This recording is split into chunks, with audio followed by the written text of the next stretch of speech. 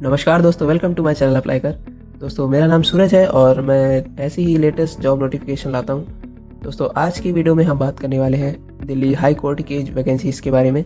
तो बिना किसी देरी के वीडियो को स्टार्ट करते हैं। दोस्तों अगर आपने अभी तक हमारे चैनल को सब्सक्राइब नहीं किया है तो चैनल को सब्सक्राइब जरूर कर लें। वीडियो को स्टार्ट करते हैं। दोस्तों आपको स्क्रीन में हमारी एक PDF आपको ओपन दिख रही होगी और इस PDF का लिंक मैं नीचे डिस्क्रिप्शन में प्रोवाइड कर दूंगा, तो आप पूरा एक बार फिर भी पढ़ सकते हैं। चलिए हम लोग एक एक चीज़ को डिस्कस करते हैं कि कौन कौन अप्लाई कर सकता है और क्या क्या चीज़ें हैं इस पूरी PDF में। तो जैसे कि दोस्तों ये हाई कोर्ट ऑफ दिल्ली की तरफ से वैकेंसी की नोटिस आई हुई है और इस पोस्ट का नाम है junior judicial assistant restorer. Open examination जो है इसका होने वाला है।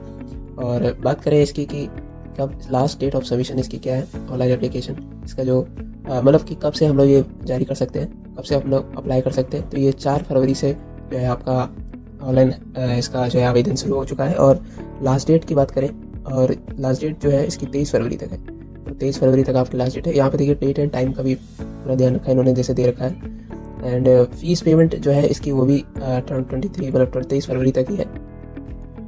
दोस्तों करेक्शन विंडो भी इसकी एक बार ओपन होगी, तो जैसे किसी का कोई भी चीज़ गलत हो गई या पेमेंट करेक्शन चार्जेस जो भी हैं वो सब उसके बारे में एक विंडो जो ओपन होगी वो 27 फरवरी को फिर से एक बार ओपन होगी। एडमिट कार्ड डाउनलोड और जो भी एग्जामिनेशन का वेन्यू है वो अभी यहाँ पे मेंशन नहीं है, वो अनाउंस हो जाएगा बाद में। दोस्तों बात करते हैं हम लोग यहाँ पे वैकेंसीज़ के बारे में। तो जैसे कि यहाँ पे लिखा भी हुआ है, जैसे कि online application are invited from persons who are citizen of India, जो भारत के निवासी हैं और subject of Nepal as per instruction issued by government of India from time to time for filling a following existing vacancy for the post of जज। तो जो भी नेपाल के इधर से हैं और इशूड हैं जो कि गवर्नमेंट ऑफ इंडिया की तरफ से और जो इंडिया के मूल निवासी हैं वो लोग ये भर सकते हैं इस पोस्ट के बारे में। पोस्ट का नाम जो कि है जूनियर जुडिशियल असिस्टेंट और रिस्टोरर। दोस्तों यहाँ पे बात करते हैं क्लासिफिकेशन एंड लेवल के बारे में। तो जो ये होने वाला है वो ग्रुप बी का लेवल होने वाला है और 6 लेवल ऑफ पे मैट्रिक्स होने वाली है। साथ साथ हम लोग बात करेंगे कि कैटेगरी वाइज कितनी नंबर ऑफ पोस्ट हैं, वैकेंसीज है मतलब। तो यहाँ पे जनरल की बात करें तो 62 है, EWS में 12 हैं, OBC के नॉन क्रीमी लेयर में है 44 और SC में है 20, ST में है 14। तो टोटल 152 पोस्ट आई हुई हैं। और नीचे प्रॉपर यहाँ पे बताया गया है कि 152 वैकेंसीज में कितने सब डिवीज़न है, तो वो सब यहाँ पे लिखा हुआ है पूरा। तो सब लोग नीचे बात करते हैं एसेंशियल क्वालिफिकेशन के बारे में एज 23 फरवरी 2026 के हिसाब से। तो यहाँ पे लिखा है ग्रेजुएट होना चाहिए आप किसी भी रिकॉग्नाइज यूनिवर्सिटी से और आपकी टाइपिंग स्पीड जो है वो 35 वर्ड पर मिनट से कम नहीं होनी चाहिए कंप्यूटर की, ठीक है। और यहाँ पे लिखा है only such candidates who possess essential qualification as on the last date of submission online application need to apply. Okay, तो दूसरी हम लोग बात कर लेते हैं यहाँ पे कि all the education qualification mention should be from a university institution board recognised by government of India approved by government regulation bodies and जो भी मतलब एजुकेशन क्वालिफिकेशन है वो गवर्नमेंट ऑफ इंडिया के हिसाब से होनी चाहिए। और no offline application will be accepted and entertain. कोई भी ऑफलाइन एप्लीकेशन नहीं है, सभी है सब ऑनलाइन ही आपको एप्लीकेशन सबमिट करना है अपना। और बात करें हम लोग डेट ऑफ एग्जामिनेशन की, तो वो भी हम लोग को बताई नहीं गई है, वो बाद में डिस्कस होगी। बाद में इनकी ऑफिशियल वेबसाइट में से लिखा है, ऑफिशियल वेबसाइट में आपको इनका अपडेट मिल जाएगा। तो दोस्तों मैं एक बार फिर बता दूँ कि आप लोग किसी भी चैनल पे भरोसा ना करें। हाँ, मेरे चैनल पे भी भरोसा ना करें ज़्यादा, क्योंकि वेबसाइट पे कब अपडेट होगा किसी को पता नहीं रहता है। तो आप प्रॉपर जब फॉर्म अप्लाई कर दें उसके बाद आप रेगुलर हफ्ते में विजिट कर लें 1-2 बार, तो आपको जो है लेटेस्ट जानकारी मिलती रहेगी। बाकी हम लोग तो प्रोवाइड करते ही हैं। दोस्तों आगे बात करते हैं हम लोग एज लिमिट के बारे में। तो एज लिमिट जो है हमारी यहाँ पे 18 से 32 साल तक होने वाली है और एज 1 जनवरी 2026 के हिसाब से यहाँ पे लिखा हुआ है 2 जनवरी 1994। एंड काफ़ी सारी यहाँ पे जैसे लिखा हुआ है कि date of birth as recorded in matriculation, जो भी आपकी 10th में मार्कशीट में लिखा हुआ है रेट वही मानी जाएगी और उस हिसाब से आपको देखना है। और यहाँ पे एज रिलैक्सेशन के बारे में भी दिया गया है, जैसे कैटेगरी वाइज है। तो SC ST में आपको जो है 5 साल का आपको एज रिलैक्सेशन मिलने वाला है और OBC नॉन क्रीमी लेयर को 3 साल का मिलने वाला है। इसी के साथ जो PW PD और जनरल EWS वाले हैं उनको 10 साल का यहाँ पे एज रिलैक्सेशन मिल रहा है। और ऐसी OBC ST PWD का 13 साल 15 साल मिलने वाला है और एक्स सर्विसमैन को 3 साल। तो ये कुछ जानकारी है एज के हिसाब से। और फिर इसके बाद हम लोग बात करते हैं रिजर्वेशन की। तो रिजर्वेशन की काफ़ी सारी यहाँ पे चीज़ लिखी हुई है, वो आप लोग पढ़ लीजिएगा क्योंकि वीडियो फिर लंबा हो जाएगा काफ़ी। तो ये PDF तो मैं प्रोवाइड कर ही दूंगा आपको। ये हम लोग नीचे स्क्रॉल करते हैं, बात करते हैं यहाँ पे मोड ऑफ सिलेक्शन की। तो मोड ऑफ सिलेक्शन जो है वो हमारा 4 स्टेजेस में होने वाला है। पहला स्टेजेस है इसमें, पहला स्टेज है क्वालिफाइंग स्टेज। तो पहले स्टेज 1 की बात करें हम लोग, तो इसमें एक प्रीलिमिनरी एग्जामिनेशन कंप्यूटर टेस्ट होने वाला है। इसकी बात करें तो इसमें 120 टोटल क्वेश्चन होने वाले हैं इसमें 3 पार्ट होंगे इस भी 120 क्वेश्चन में। पहला होगा इंग्लिश लैंग्वेज एंड कॉम्प्रिहेंशन में, जो कि 45 क्वेश्चन होंगे और 45 मार्क्स का होगा। ये कुछ क्वेश्चन के आइडियाज़ लिखे हुए हैं कि कहाँ सिलेबस लिखा हुआ है कि यहाँ से क्वेश्चन आएंगे आपके। दूसरा जो पार्ट है, सब पार्ट है इसका, फर्स्ट स्टेज का, वो जनरल अवेयरनेस और नॉलेज एंड करंट अफेयर्स आएंगे और इवेंट्स के बारे में आएगा। सेम ये भी 45 क्वेश्चन आएंगे 45 मार्क्स के, और ये कुछ सिलेबस है उसका।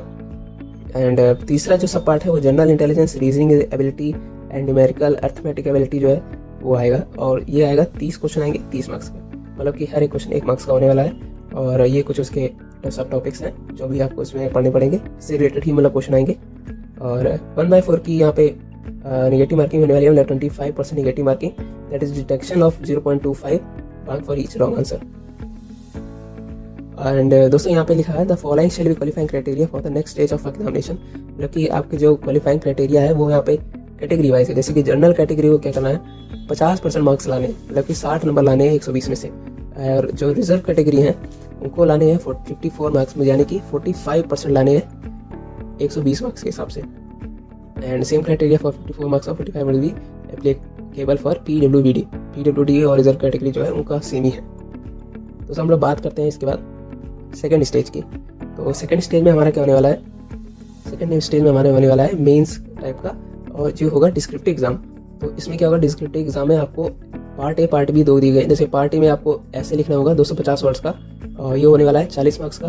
फिर आपको एक लेटर भी लिखना है, वो होगा 10 मार्क्स का। फिर इसके बाद पार्ट बी के बारे में बात करें तो पार्ट बी होने वाला है हमारा ग्रामर, जो कि होगी 30 मार्क्स की, और ट्रांसलेशन होंगे जो कि होंगे 25 वर्ड्स के और 20 मार्क्स के। तो ये हमारा कुछ ऐसा डिस्क्रिप्टिव होने वाला है, और ये जो है होगा पूरा टोटल 100 मार्क्स का होगा। और इसमें भी प्रकायदा जो है जनरल कैटेगरी कैंडिडेट्स के लिए 50% मार्क्स मांगे गए हैं 100 में से, और पीडब्ल्यूडी और रिजर्व कैटेगरी के लिए 45% out of 100 marks. Total time जो इसमें गिवन होगा वो 120 मिनट दिए जाएंगे आपको। 120 मिनट में आपको 100 मार्क्स के क्वेश्चन करने होंगे। एंड ये सब कुछ लिखा हुआ है out of successful qualified stage. और ओके, तो अब इसमें क्या है कि हर एक स्टेज मतलब क्वालिफाइंग है। अगर आप स्टेज 1 में क्लियर होगे तभी आप स्टेज 2 का आप दे पाओगे, जैसे कि सभी में होता है लगभग। दोस्तों अब बात करते हैं स्टेज 3 के बारे में। स्टेज 3 क्या होने वाली है, क्वालिफाइंग स्टेज।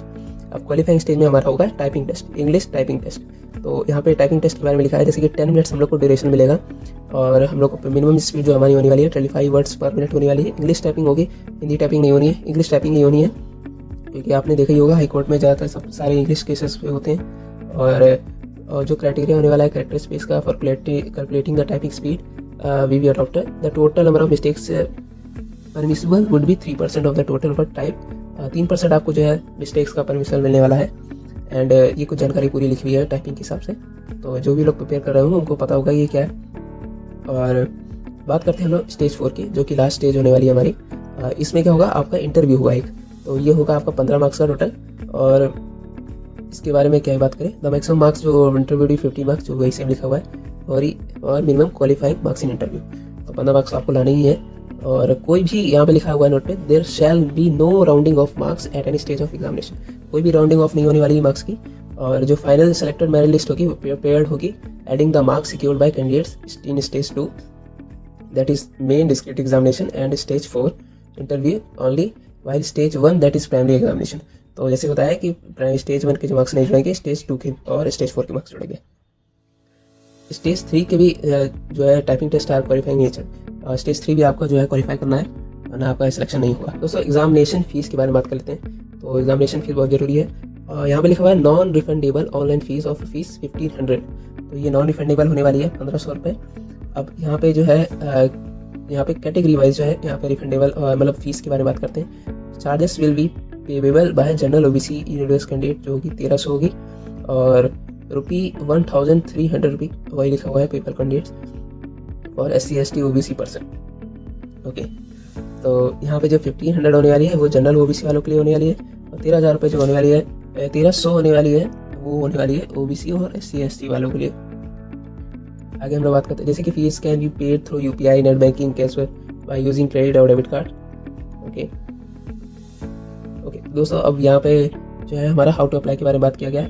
तो यहाँ पे जो प्रोसेस है वो पूरा लिखा हुआ है। The candidate register online application, जैसे कि हर बार हम लोग करते हैं। और ये भी एप्लीकेशन है, यहाँ पे कुछ डायमेंशन और फोटोज और सिग्नेचर के बारे में लिखा हुआ है बकायदा। तो आपको अपने इसके ही हिसाब से जो भी डायमेंशन दी गई है, फॉर्मेट दिए गए हैं, आपको उसी हिसाब से यहाँ पे लिखना है। लास्ट डेट यहाँ पे दी गई है, last date of closing window for correction application, जैसे कि हम लोग ऊपर बात करी थी 27 फरवरी। और यहाँ पे कुछ जनरल इंस्ट्रक्शन दिए गए हुए हैं और star to be compiled with strictly by the candidate. तो ये आप लोग एक बार ध्यान से पढ़ लीजिएगा। दोस्तों ये थी पूरी जानकारी और उम्मीद करता हूँ ये जानकारी आपको पसंद आई होगी। और अगर वीडियो पसंद आई हो तो लाइक करें, शेयर करें, सब्सक्राइब करें। And thanks for watching this video and take care.